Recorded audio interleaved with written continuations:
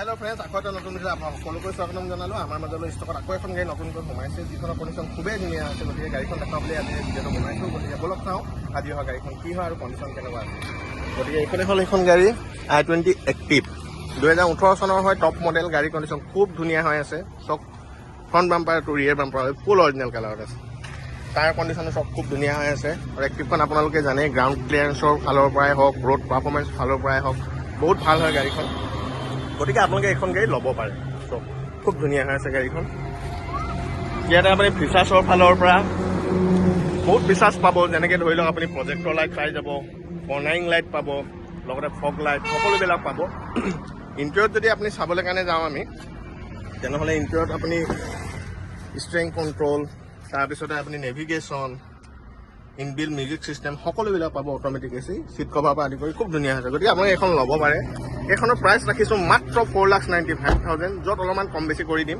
আৰু minimum down payment হিচাপে এইখন গাড়ী প্ৰায় 70,000 to 80,000 ডাউন পে'মেণ্ট দিলে 5 yearsৰ কাৰণে লোন হৈ যাব। গতিকে আপুনি এইখন ল'ব পাৰে। আৰু এখন গাড়ী আছে আমাৰ লগত বৰ্তমান সময়ত 2022 চনৰ BS6 টাটা টিগৰ টপ মডেল হয়, XZ প্লাছ। সেইখনো চব খুব ধুনীয়া হৈ আছে গাড়ীখন।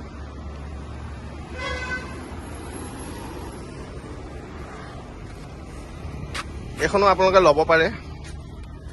টপ মডেলটো হয় যিহেতু, ইয়াতে ফিচাৰ্ছ সকলোবিলাক আহে, পুছ বাটন ষ্টাৰ্টৰ পৰা আদি কৰি এণ্ড্ৰইড ষ্টিয়াৰিং কণ্ট্ৰল সকলোবিলাক আহে ইয়াত।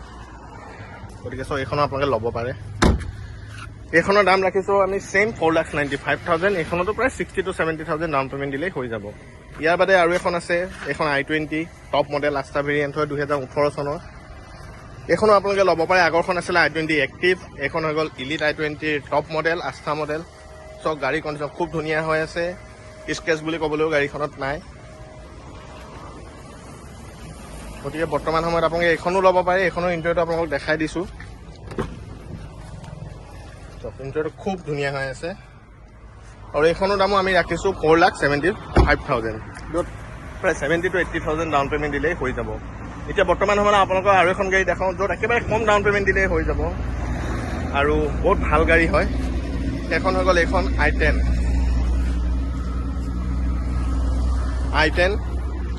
2014 চনৰ লাষ্টৰ হয়। নাম্বাৰটো খুব ধুনীয়া 100। গতিকে এইখন আপোনালোকে ল'ব পাৰে। এইখনৰ মাইলেজৰ ফালৰ পৰাও খুব ভাল, আৰু লগতে ধৰক ৰোড পাৰফৰ্মেঞ্চো ভাল, আৰু বহুত কমফৰ্টেবল গাড়ী হয়, আৰু বহুত ডিমাণ্ড আছে এই গাড়ীখনৰ, আপোনালোকে জানেই এই কথাটো। গতিকে এইখনৰ আপোনালোকক ইণ্টেৰিয়ৰটো এবাৰ দেখাই দিছোঁ।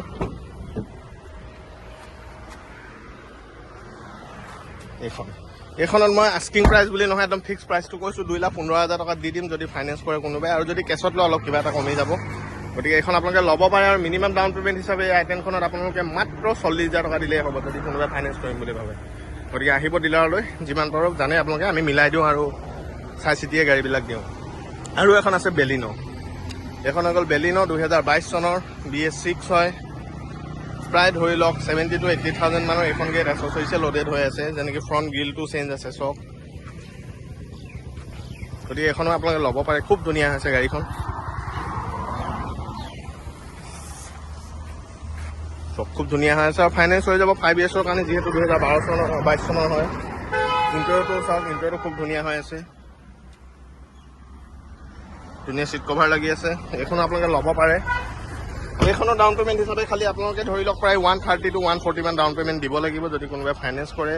আৰু দাম ৰাখিছোঁ একদম ফিক্স প্ৰাইচ হিচাপে, এইখন হৈ গ'ল 5,70,000 অনলি। গতিকে আপুনি আহিব, যিমান পাৰোঁ আপোনালোক মিলাই দিম। এইবিলাক চাই ভাল পায় তেনেহ'লে চেনেলটো ছাবস্ক্ৰাইব কৰি ৰাখিব, যাতে নতুন নতুন গাড়ী আপডেট আপোনালোকৰ মাজলৈ আনি থাকিব পাৰোঁ।